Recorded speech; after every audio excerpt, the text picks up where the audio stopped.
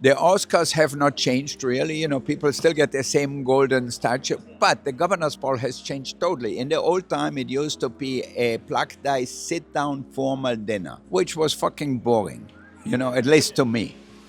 Letterboxd is back at the Oscars. We're going to give you a preview of the Governor's Ball, which is the after party to the ceremony. The food is curated by Wolfgang Puck. We're going to talk to him, Byron Lazaroff-Puck, and food critic Keith Lee. We're going to get the scoop on everything that's happening here after the Oscars.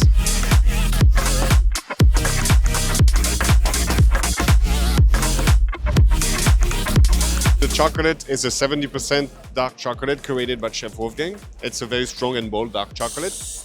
And it goes super well with the lemony extract from the gold spray. So you go from bottom to top and spray it beautifully like this. And who would you like to thank? I would like to thank Chef Wolfgang to have me here for the 10th year. It's like a whole grazing party. We make 25,000 small plates in the kitchen. Everything from artichoke tortellini to vegan pastas to meat from Japan, Miyazaki beef, to Snake River Farm beef, and chicken pot pie, which is always a favorite, and macaroni and cheese. So we have the mini Miyazaki burgers also. Our famous Apfelstrudel with caramel sauce and marzipan ice cream, and Cardinal Schnitten with raspberries, strawberries, and passion fruit. The movies are totally international too, so we make the food a little bit international. What are you looking forward to going to your first Oscars, and what Wolfgang was showing you food-wise for GovBall? I'm excited for the experience. My wife is going to be with me, so that's always an amazing time. I'm excited to try all of the food. It's different flavors and different unique combinations that he is presenting that I've never had before. The salmon Wellington, I've never had it. I've always seen it. I'm extremely excited to try. What would you usually make at home when you watch the Oscars? I'm usually a sushi person, so exactly what he has on the table. I'm a nigiri person, so I would probably go home and grab some salmon nigiri or some bluefin tuna, any nigiri really, and sit and have a good time with my wife.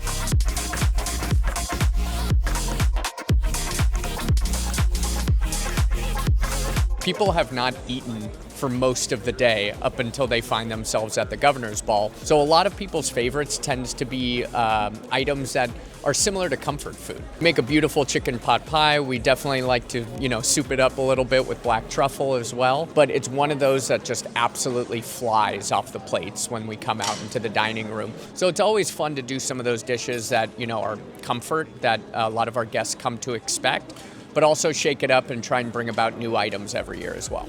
Now, if Governor's Ball sounds familiar, it's because after the Oscars, you've probably seen the footage. This is where you go after you've won an Oscar. You take it to get your name engraved for immortality. Pure Oscar gold.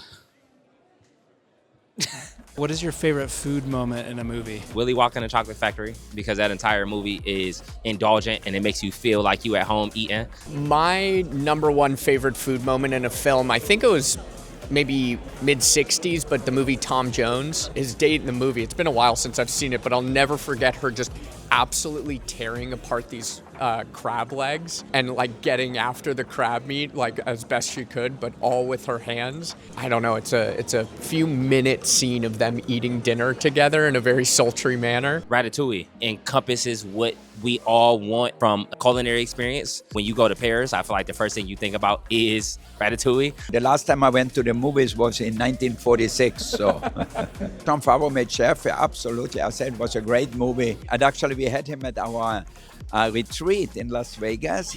We did a retreat with all our chefs and all our managers, and Jon Favreau came and spoke about the movies, and we talked about it. And then I remember he came to the restaurant and he says, I really like to cook. And I said, okay, then make me an omelet. So he tried to make an omelet. I looked at it and threw the whole thing in the garbage. He looked at me and said, what's the matter? I said, well, that's not what we call an omelet, what you made here. That's a shit on the plate.